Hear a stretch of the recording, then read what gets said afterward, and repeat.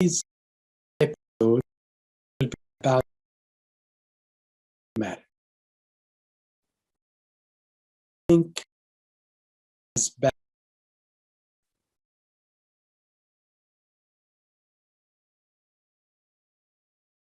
created marriage. He created it in a design that each one needs to give and to take less. I'm not saying not to take, but the concept of giving in marriage is the core concept. When Christ created and planned the sacrament of marriage, he made it in a way that each one would make the other ahead of her or him. And the needs of him or her are more important than my needs. Selflessness in marriage is a core principle. And that's why if we need to corrupt marriage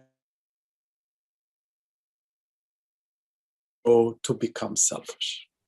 So if I want to really become an evil doer, I will tell the husband, be selfish. Don't ever give in. Don't agree on anything. Stay your stance and always say, it's my opinion. And I'll tell the wife, it's your comfort, and always ask for your needs and your rights first, and don't give in to that he wants more, and ask for what you want and don't give in to what he wants, and always refuse his needs and always ask for your own. I'll be the best person to break your marriages. Unfortunately, I don't have to do it because unfortunately, we all are doing it to ourselves. I don't have statistics, but from my own little experience, I would say 80% of marriages that are failing are due to selfishness. It's my way, it's my idea, my expectation, my needs, my rights, my money, my comfort, my friends, my family. You see, there is no limit to how selfish you can become. And I would like to hear your questions and your recommendations on how to overcome selfishness. In Philippians 2, St. Paul wrote, do not merely look for your own personal interest, but also for the interests of others. Not too long ago, we celebrated Holy Thursday, the day that there is a major event where our Lord, as the Master and the Lord, went down under the feet of his group, of his bride, the church, to wash her feet. And this image, this scene, must be repeated in every house. I know of couples who actually, literally, wash each other's feet. And by them washing each other's feet, they are basically making you the master, the Lord. But then you sit and she goes down, and then she makes you the master and the Lord. And there is no one less than the other, because each one is washing the feet of the other. And our Lord said it very clearly in the Gospel of St. John, unless you wash each other's feet, you have no. It's not unusual that we crush the feet of each other rather than we wash the feet of each other by being selfish. Now, one of the things that makes us or the areas that we become selfish in when I ask for my needs, and the needs of a man different than the needs of a woman. But when I keep asking for my own needs and I want my spouse to always accept that she or he must abide and deliver and agree to give me my needs, then I'm not working. I'm not playing the game of marriage. Very recently, I was in a marriage counseling, and unfortunately, things are not doing well because one of the two decided to always ask for his or her own needs only. And the other person continued to give and give and give. But after a while, the well dried up and they both can't live together. Even though one was willing to continue giving, but marriage had no taste because one decided that she or he are the more important figure and their needs are more important than the other. It's very easy for us to focus more on what we want or think more than what's due to my spouse. And what about them? It's important to remember that we are wired differently. And your husband's needs will be different than yours. And your wife's needs are different than yours. And when you insist on fulfilling your own only, and you think your spouse is exactly like you, you're making a big mistake. For example, your wife needs more romance, more kindness. You may need more touches and more intimacy. When you ask for your own only and refuse to give the other, after a while, the well will dry up because you are selfish. Also, we sometimes are very in the department of expectations. Because each one of us is expecting to be served in a different way. And when I found my spouse is not serving me in the way I want, I get angry because I want to be served. My expectations that I need to be honored and served and revered, and all my expectations are met. You can't blame your spouse for not meeting your expectations because you just are being selfish. You're being too selfish in asking for all your expectations to be met when you are not trying to meet the expectations of your spouse. One other area that we all fall in the department of selfishness is the feelings. Let me give you an example. Your wife is angry or hurt, and you decided that she has no right to be angry or hurt. And you are too selfish to forgive or ask for forgiveness.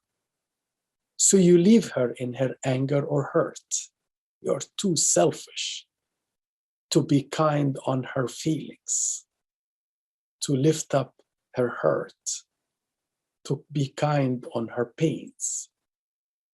And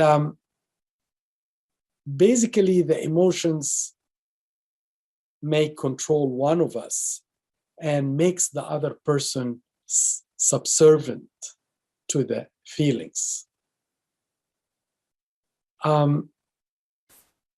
Do we ask ourselves what's my spouse's feelings towards a certain situation or a conversation?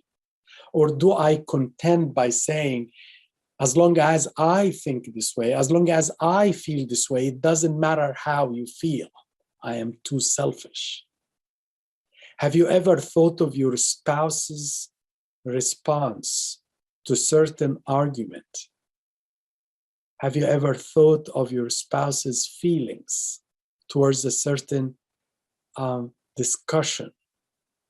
Or you worry only, I am upset, I am angry, but you never thought if the other person is upset, hurt, or angry. Feelings can, you are too proud and you say, she has to say sorry. But have you ever thought that maybe you also need to say sorry? What did I do? Maybe you hurt her. You only thought of the hurt she inflicted in you, which I agree. But do we also think of the other side's feelings? Do they have any type of feeling towards the same argument? And they say, how can I ignore his or her feelings and only worry about my own?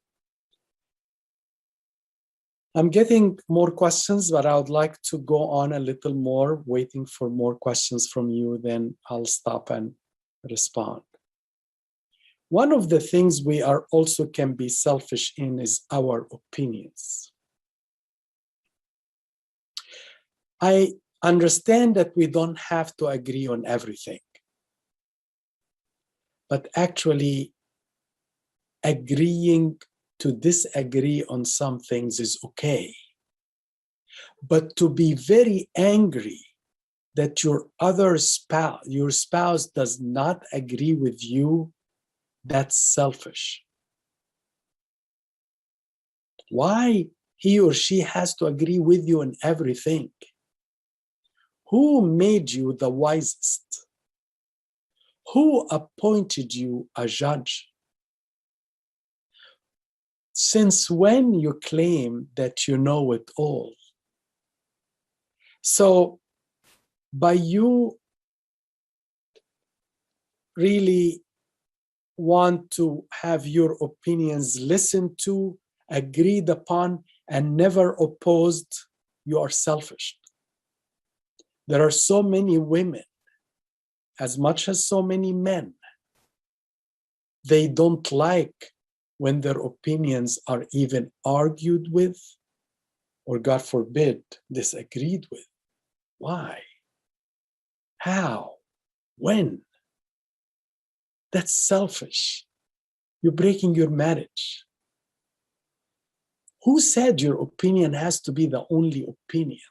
There are so many things in life that both sides can be correct. Of course, I'm not talking about godliness and worshiping God. That's, of course, there is black and white. But there are so many things, which car, which beach, which vacation, which color, which couch. Who said that one opinion is correct? And why do we resist listening, agreeing, and say, I like your opinion, I agree with you? Let me answer two questions.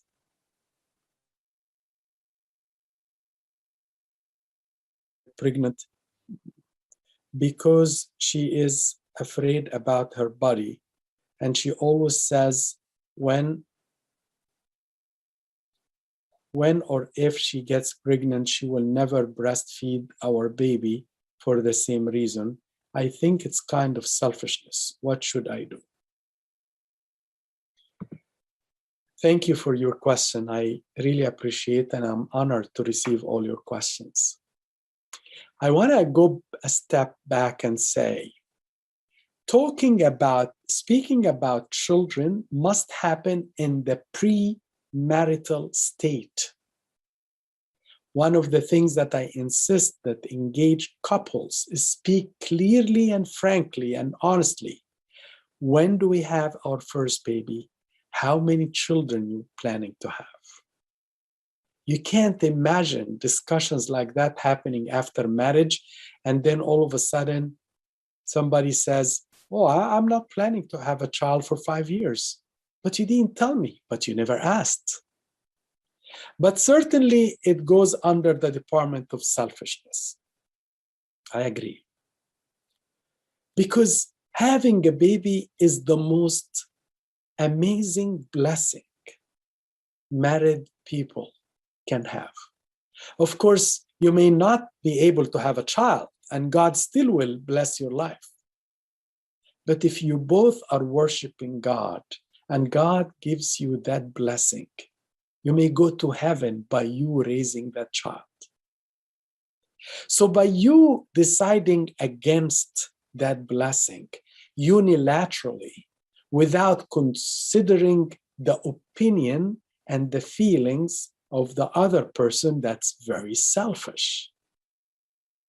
And by the way, I fully understand where she comes from about her body.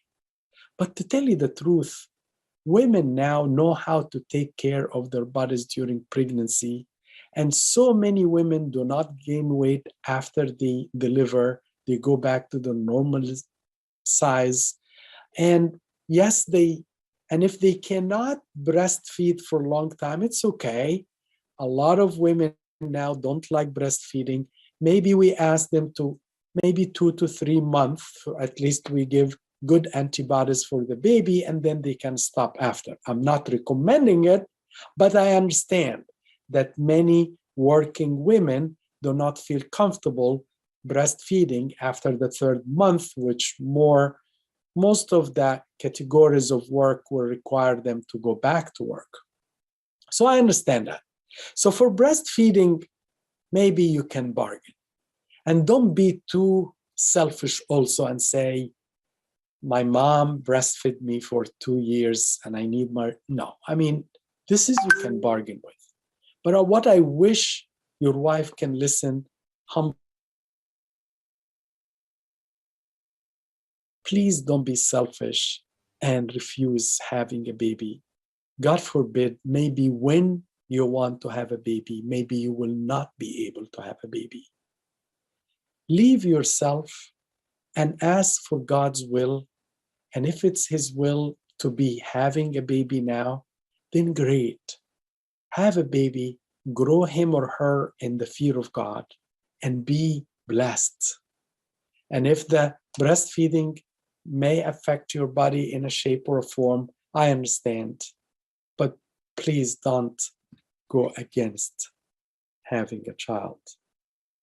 Another question. My dad is so selfish. He always cares about what he will eat and how he will dress. Everyone has to be quiet when he wants to sleep. We have to eat the food that he likes only. I feel bad for my mom and my younger siblings. I hope you can talk to him and the dads like him. You can't imagine how proud I am with you, my child. I know how old are you, but you are so mature, and I'm very honored that you are listening to me today. One of the things that hurts me the most when a child sees a defect in his parents and his parents are too proud to correct or to even recognize. A child one time, when I say a child, usually I speak about high school, told me, my mom and dad don't know how to make peace with each other. Oh my God. Oh my God. Can you imagine we adults ought to listen to our children and have peace among each other rather than fighting all the time?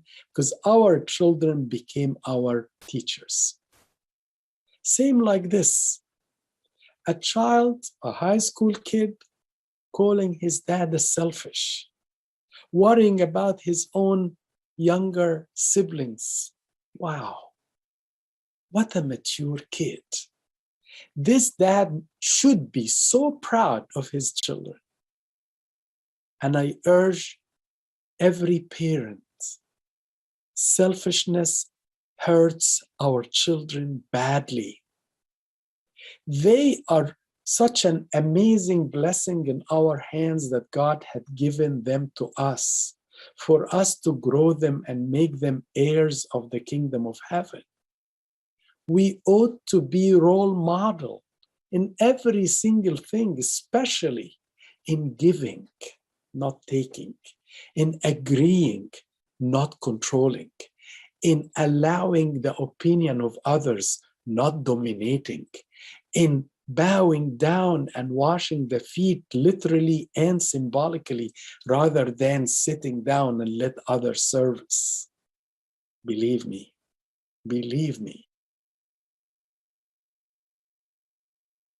us, because they see our defects more than you think.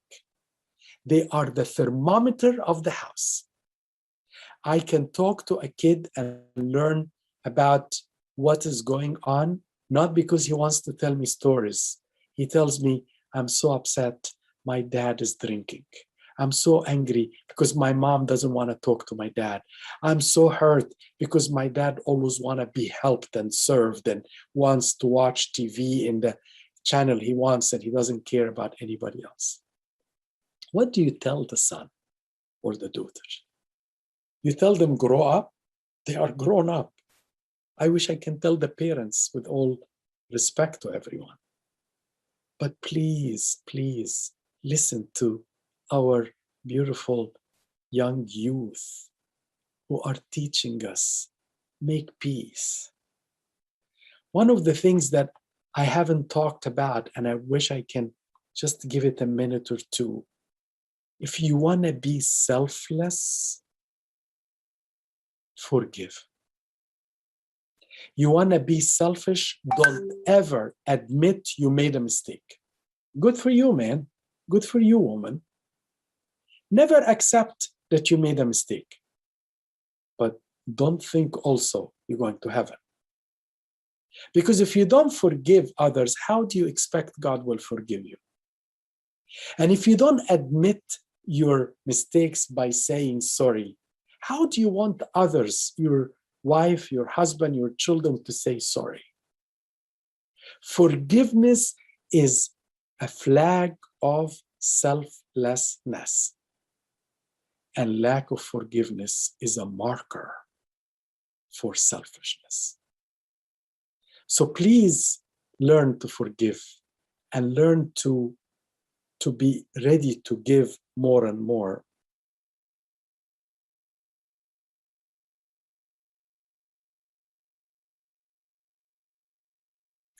So somebody wrote a comment, you have given too much power to women and you forget the husband, he's the head of the woman like Jesus, the head of the church. With all respect, he's misinterpreting the verses. Let me explain the verse.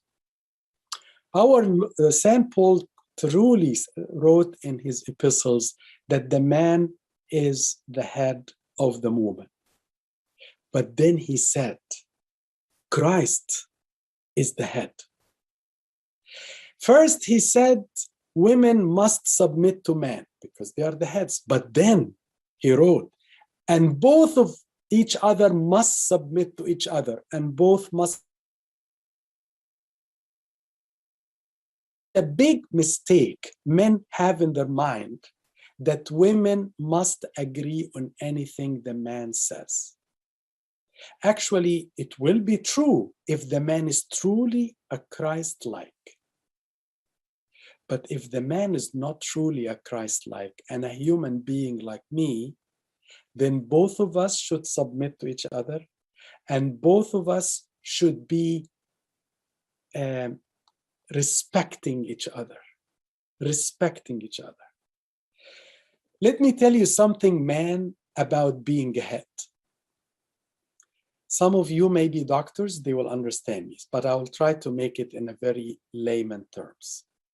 When we go to attend brain surgery for brain cancer, the man goes under anesthesia and he's asleep.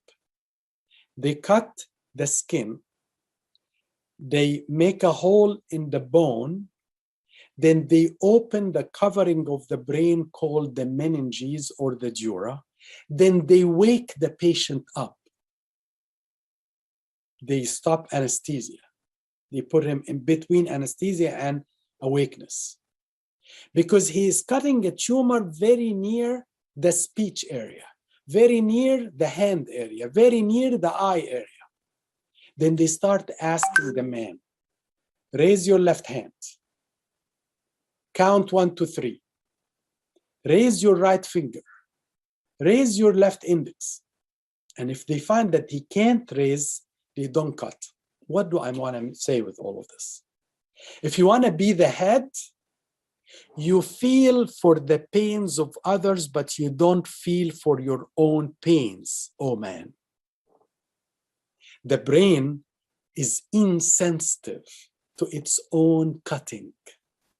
But the head, you are the man, feels even for a little finger crying, for a little tooth in pain, for a little leg that hurts.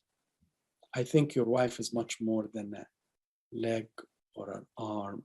She is your heart if you are the head.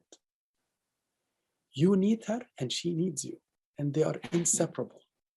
But if you think by being a head that she has to submit to you regardless of you are Christ-like or not, no, that's not what the church teaches. And that's why they ask you in the matrimony, take care of your wife as her father have taken care of her, had compassion on her. What does that mean? It means if you are really Christ, insensitive to your own needs and more sensitive to the needs of your family, then you become the head of the house. Another question that came: how I know if my fiance is selfish during our engagement period, how I test my partner for something like that? Very good question. Thank you so much.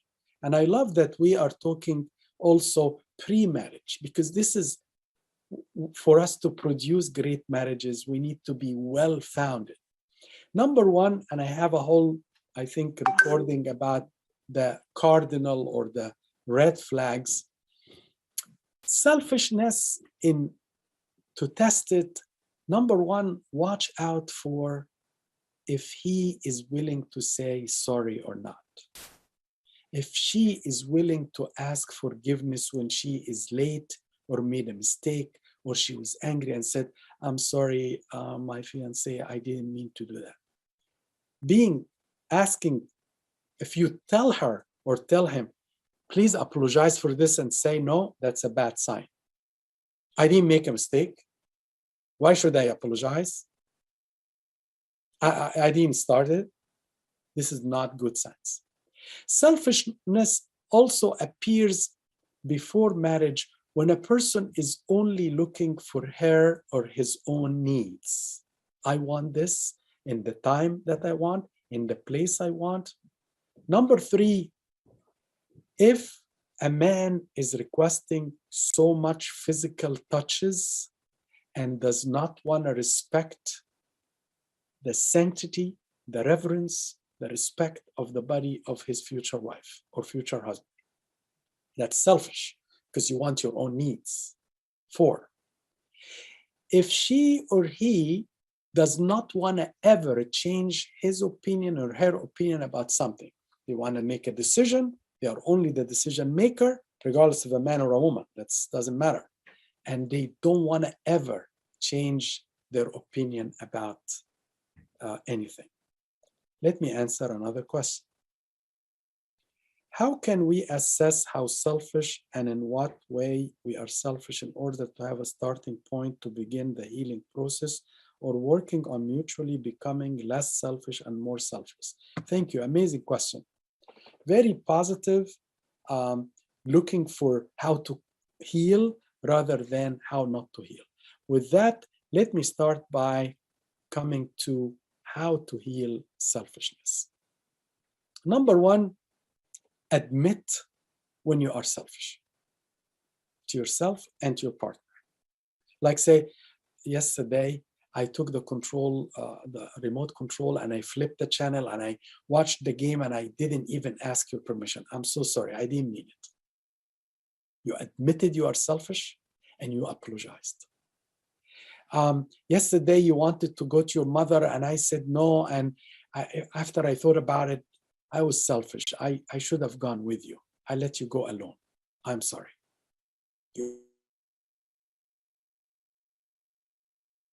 Give you a third example. You insisted, I'm sorry yesterday that I insisted that we eat in and you wanted to go out and I didn't want to listen to you. I'm sorry. He listened to you. He accepted your decision, although your opinion wasn't the only opinion must be listened to. And at the end of the day, you apologized because you were wrong, because you made your opinion alone. So number one, be responsible, admit your selfishness in order to overcome and go into the healing. Number two, please communicate with your spouse about selfish behavior. For example, when you find a good time and he or she are not angry, try to express that you are upset about her selfishness or his selfishness. For example, use what I always tell you in every meeting, XYZ. I did not feel respected yesterday when you did not when you did not discuss my opinion before the kids, because I felt as if I am not equal to you. So you made it all about you, not about him. And you made it all about feelings. You're basically telling your husband, well, it wasn't nice of you to ignore my opinion and to make it as if it's unimportant, especially in front of the kids. You can do it in another way. Another practice, and this needs practice. For example, I felt very hurt yesterday because you insisted on your decision and you did not hear mine. At that time, I felt you do not respect my opinion. Very nice, very elegant, very classy, not hurting, and in the same time, to the point. You are telling him, please listen to me more often. So number one, admit.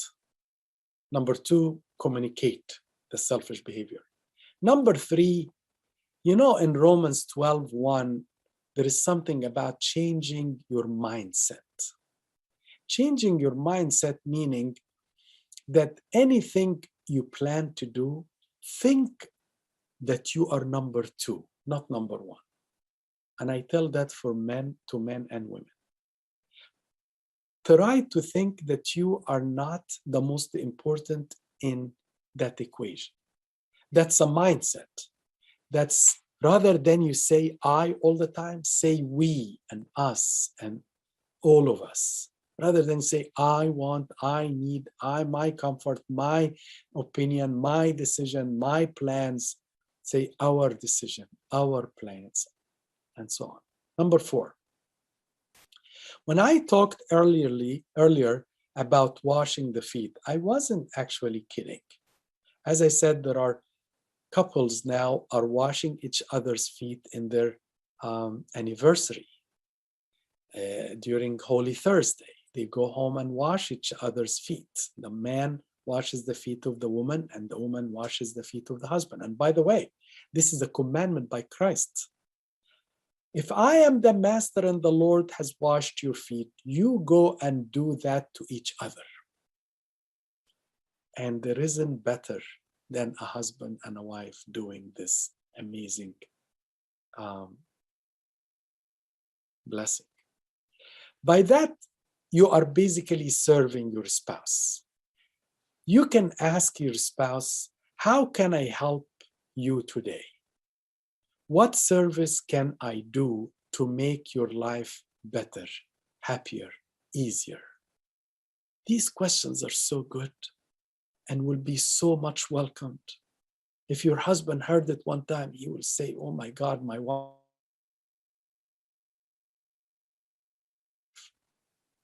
Number 5 or 6, please extend your forgiveness on regular basis. You can't say, I said sorry last week. What do you want me to say? Every day? What's wrong with that? You don't make a mistake every day? If you make a mistake every day, then you say sorry every day. If you make a mistake every hour, you say sorry every hour. Extend forgiveness regularly. Believe me, you are the one who is winning, because the one who forgives more will be forgiven more. It's for your own benefit when you forgive more. 7, avoid criticism. Avoid buts and ifs and I wish and you never and you always and you will never learn and you were always like this. And these are blaming, criticizing, demeaning, hurting sentences that should not be used. Finally, put yourself in your spouse's shoes. How do they feel? Okay, let me answer this question. What is the solution for having a husband that enjoys doing everything that makes his wife nervous? I know about the word nervous. Maybe it meant other things, maybe angry. I guess she meant. I know how to answer that without knowing details, but generally speaking, we are on this earth almost in a test. Marriage is a test. How well we will do to each other is a test. You get a crown in heaven. And that's why the church puts a crown on earth. It's not for the pictures or the video. It's a down payment. It's almost like a symbol to the real crown you will have. So don't know what to tell the husband who's making his wife angry all the time, except please remember that Christ was under the feet of his wife, the church. And the wife wasn't that great, by the way. The church was full of blemish. Actually, the next day, the church left the cross and everybody left except John.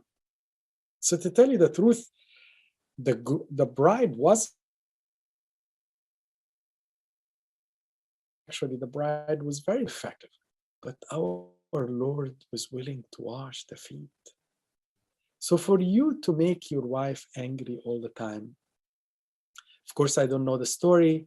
I could be handled half of the story only, but if I take it as such, I wish husbands and wives work harder to please each other.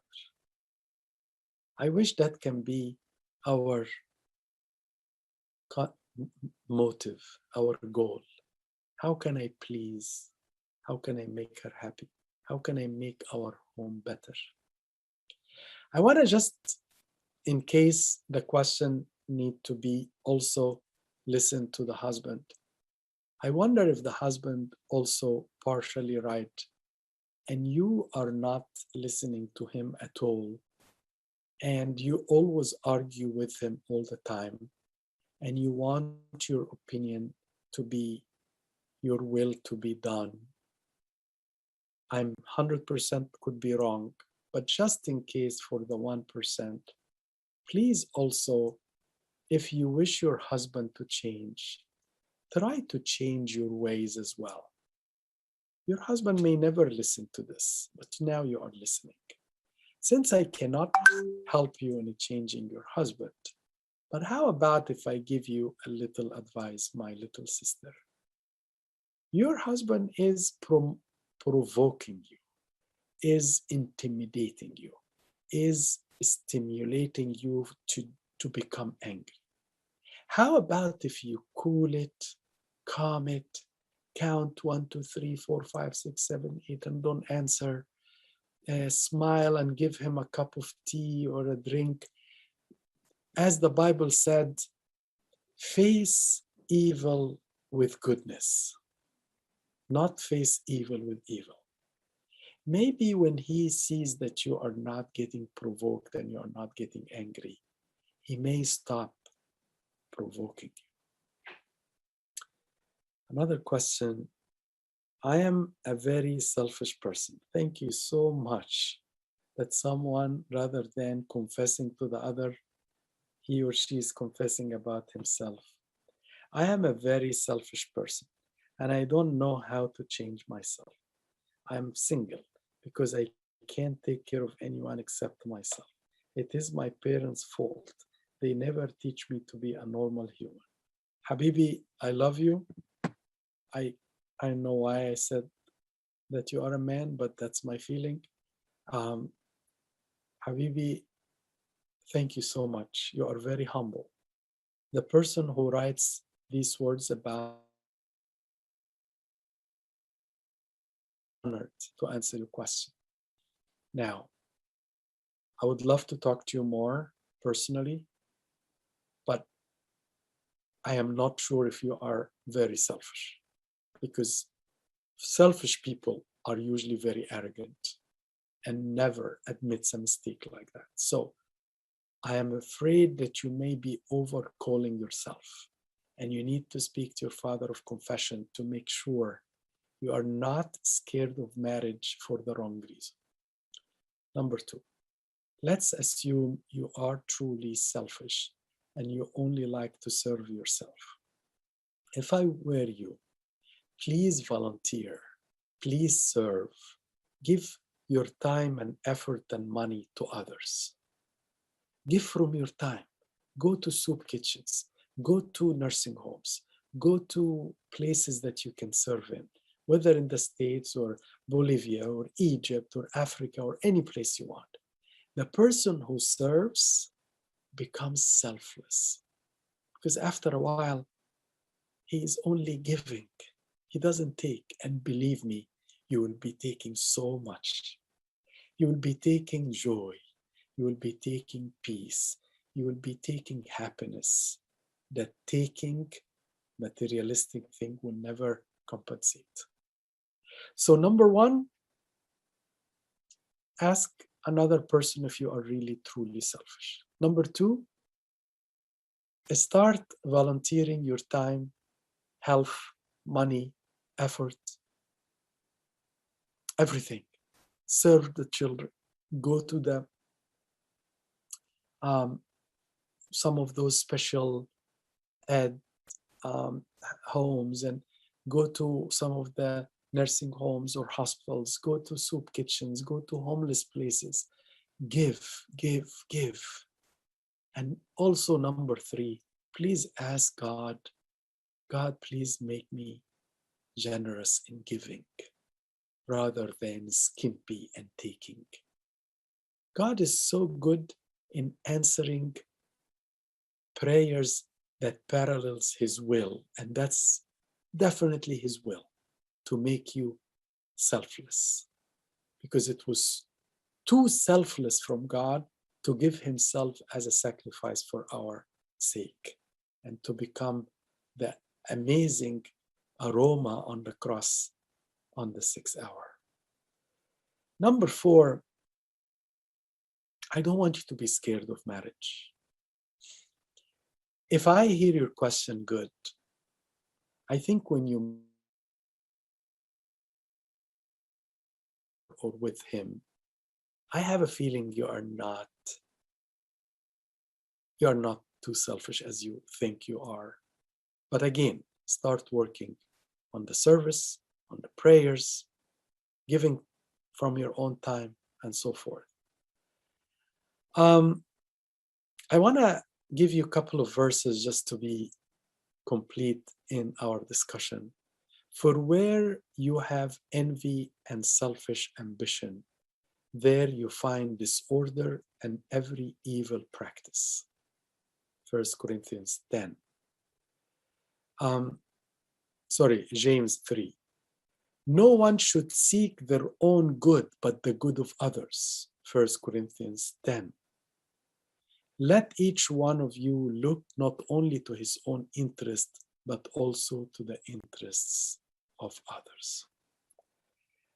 I feel like our time is about to be up, and I want to leave you with some ideas. I don't want anyone to say I'm very selfless and I'm always giving, because I'm afraid from that. I want to start by saying we all have grades of being selfish. And we all need to struggle to become givers rather than takers. Let us begin from today offering smiles, encouragement, forgiveness. Do not insist on your opinions. Do not keep asking that your will must be done. And see the change that will happen in your spouse. Many spouses are praying, God, please change my husband, my wife. Let's change ourselves and leave the change of the other because of your change and God's work within that person. I hope with God's grace, I was able to benefit you today. I would love to hear from you now and throughout the week. Until we meet again, may God bless you and thank you.